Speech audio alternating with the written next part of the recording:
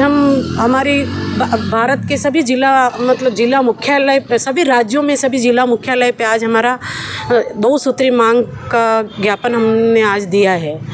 तो हमारी पहली मांग है कि हमको राज्य कर्मचारी घोषित किया जाए और प्रक्रिया में अगर देरी होती है तो सभी कार्मिकों को 18,000 रुपये दिए जाए। आंगनवाड़ी में जो कार्मिक काम करते हैं, आंगनवाड़ी कार्यकर्ता, सहायिका, सहयोगिनी, ग्राम साथी, इन सभी को एक जैसा मानधन मिलना चाहिए। 18,000 सभी को दिया जाए और जो बहनें रिटायर्ड हो चुकी है और अभी होने वाली है उनको 5 लाख रुपए ग्रेजुटी के रूप में दिए जाए और 5,000 रुपये उनको महीने के पेंशन के रूप में दिया जाए।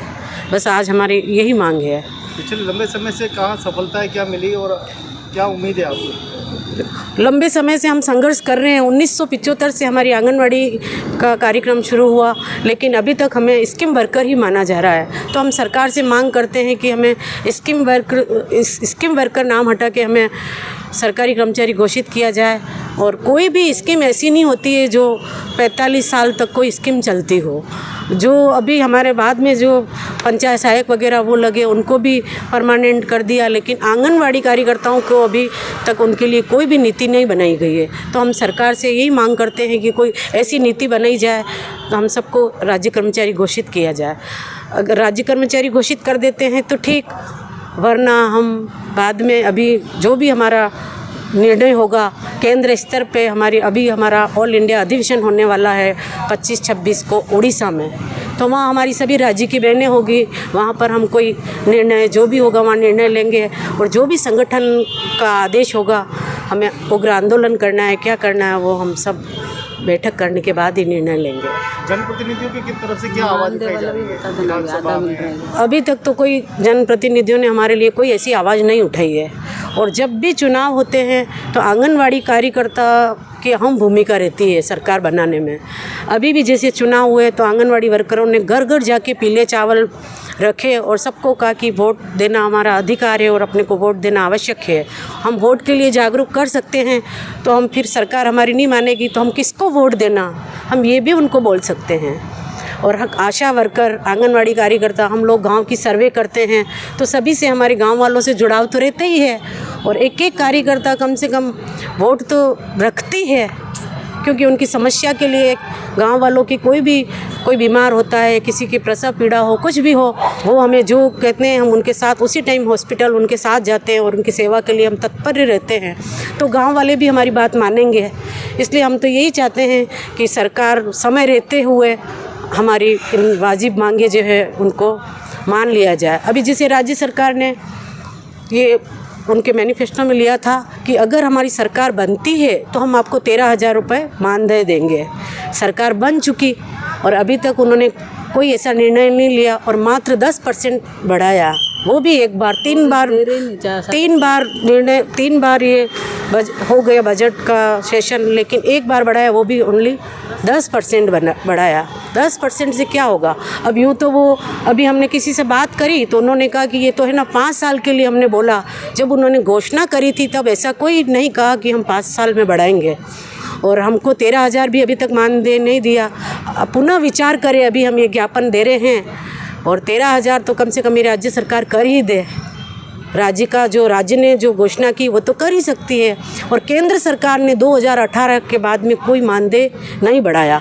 2018 में 1,500 रुपये मानदेय बढ़ाया, उसके बाद में एक भी रुपया नहीं बढ़ाया। और जितना भी काम होता है, एक पशु गणना से लेके जो भी सर्वे होती है वो आंगनवाड़ी वर्करों को, आशा वर्कर को ही करनी पड़ती है। जितना काम कराया जाता है उसके बदौलत 13,000 तो मुझे लग रहा है नहीं, 13,000 की उन्होंने घोषणा करी है। हमारी तो डिमांड है कम से कम 18,000, कम से कम 18,000 दिया जाए। और जो मिनिमम वेजेस जो है वो हमको चाहिए।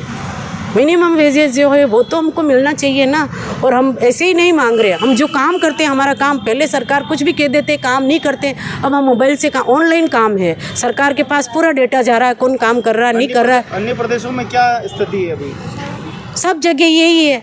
अभी हमारा ऑल इंडिया अधिवेशन है, वहाँ सभी प्रदेशों की बहनें हमसे मिलेगी तो हम उनसे चर्चा करेंगे कि भाई कहाँ कहाँ क्या मिल रहा है। बहुत जगह मिल रहा है, जैसे तमिलनाडु और पांडिचेरी में उनको राज्य कर्मचारी घोषित किया गया है। MP सरकार अच्छा दे रही है, एमपी सरकार अच्छा दे रही है, हरियाणा सरकार अच्छा दे रही है, तो उनको देखते हुए हमें भी या तो सभी राज्यों में समान काम समान वेतन, एक जैसा वेतन दो सब जगह, तो हमें भी काम करने में थोड़ा यूँ रहेगा। दिन भर काम हमारा कहने को कहते हैं 4 घंटे, लेकिन हमारी 24 घंटे की नौकरी है। ये 24 आज घंटे। आप तीनों एक मंच पे आ गए, आशा सहयोगिनी। हाँ, आशा सहयोगिनी, साइका वगैरह हम सब एक मंच पे आ गए।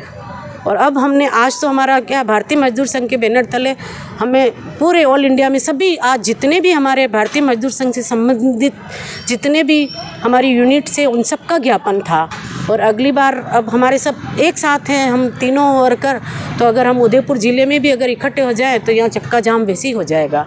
और ऑल इंडिया स्तर पर हम कुछ न कुछ ऐसा निर्णय लेना पड़ेगा। अगर सरकार हमको विवश कर रही है तो हमको, बाकी वरना हमारी कोई सरकार से लड़ाई नहीं है। बस हमें हमारा मानधन जो है समान जो उतना है वो मिलना चाहिए, बाकी हमारी कोई लड़ाई नहीं है। बस हमें, और जो भी काम हम कर रहे हैं, नहीं, हम जो काम कर रहे हैं उसका मानधन हमको मिलना चाहिए। जैसे अभी हमारी 3 दिन का प्रशिक्षण हुआ, अन्य कर्मचारी जो गवर्नमेंट कर्मचारी है उनको सबको आने जाने का किराया, टीए वगैरह सब मिलता है, हमको आने जाने का किराया भी नहीं दिया गया।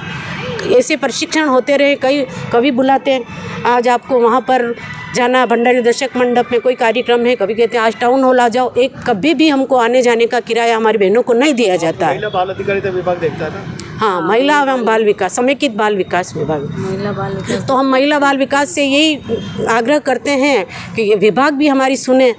विभाग तो सीना ठोक के कह सकता है कि हमारी कार्यकर्ता इतना काम कर रही है, फिर उसके बावजूद भी हमें जहाँ भी उच्च अधिकारियों के पास आदेश आते हैं आपकी इतनी कार्यकर्ताओं को वहाँ भेज दो, वो तुरंत हमारे को मैसेज करते हैं 100 बहनें वहाँ पहुँच जाओ, तो हमारी बहनें आती, आज दिन तक किसी को आने जाने का किराया तक नहीं दिया गया। तो हम तो यही मांग करते हैं, हमें बुलाओ, कोई बात नहीं, और काम चाहे और बढ़ा दो, और काम करने में हम कहीं हमारी बहनें मना नहीं कर रही है, हम सब काम कर रहे हैं। आज की 2 सूत्री मांग प्रमुख कौन की थी? आज 2 सूत्री मांग हमारी ये है कि एक तो हमें राज्य कर्मचारी घोषित किया जाए, और प्रक्रिया में देरी तक 18,000 और 5 लाख रुपए सभी कार्मिकों को रिटायरमेंट पर ग्रेजुटी के रूप में दिए जाए। तो जिला कलेक्ट्रेट उदयपुर से दृश्य देख पा रहे हैं जहां आंगनवाड़ी कार्यकर्ता, आशा सहयोगिनी और सहायिका तीनों ही एक मंच पर एक साथ जिला कलेक्ट्रेट पर पहुंचे हैं और सरकार से अपनी 2 सूत्री मांगों को लेकर आज ज्ञापन दिया है। प्रमुख मांग में सबसे प्रथम मांग इनकी जो है राज्य कर्मचारी घोषित किए जाए और इनको 18,000 रुपये मानदेय दिया जाए, और तीसरी मांग इनकी है एक रिटायरमेंट पे तुरंत जो महीने रिटायर हो रही है उनको 5 लाख रुपए तत्काल दिए जाए। तो जिला मुख्यालय कलेक्ट्रेट पर ये सभी बहनें, आंगनवाड़ी कार्यकर्ता, आशा सहयोगिनी तीनों ही आज यहाँ मौजूद है और सरकार से 2 सूत्री मांगों को लेकर अपना ज्ञापन दिया है। लंबे समय से संघर्ष करते आ रही है बहनें कि इनको राज्य कर्मचारी घोषित करें, लेकिन अभी तक न तो किसी ने विधानसभा में आवाज़ उठाई है, न किसी ने लोकसभा में आवाज़ उठाई है। आज भी बहनें तरस रही है कि हमें, हमारी मांगे सच्ची है, अभी करो अर्जेंट करो, हमको परमानेंट करो, अभी करो अर्जेंट करो, हमको परमानेंट करो, अभी करो अर्जेंट करो, हमको परमानेंट करो। हमारी मांगे सच्ची है, सरकार की नीति कच्ची है, हमारी मांगे सच्ची है, सरकार की नीति कच्ची है।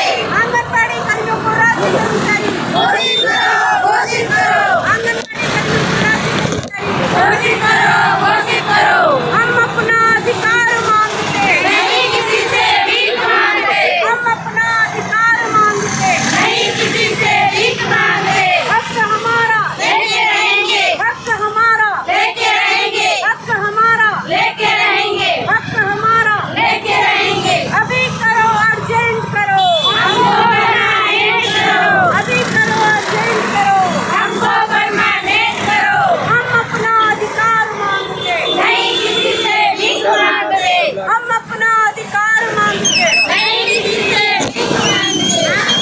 आप देखिए कि किस प्रकार से बहनें अपनी मांगों को लेकर जिला कलेक्ट्रेट पर प्रदर्शन कर रही है और कब नेताजी सुनेंगे, कब अधिकारी सुनेंगे, कब महिला एवं बाल अधिकारिता विभाग सुनेगा और इनकी रिपोर्ट प्रस्तुत करके जो सरकार के समक्ष पेश करे, क्योंकि सरकार ने स्वयं वादे किए थे कि इनको राज्य कर्मचारी घोषित किया जाएगा, इनका वेतन में बढ़ोतरी की जाएगी, लेकिन अभी तक महिलाओं की स्थिति, इन आंगनवाड़ी कर्मचारियों की स्थिति वैसी की वैसी ही बनी हुई है और अपनी मांगों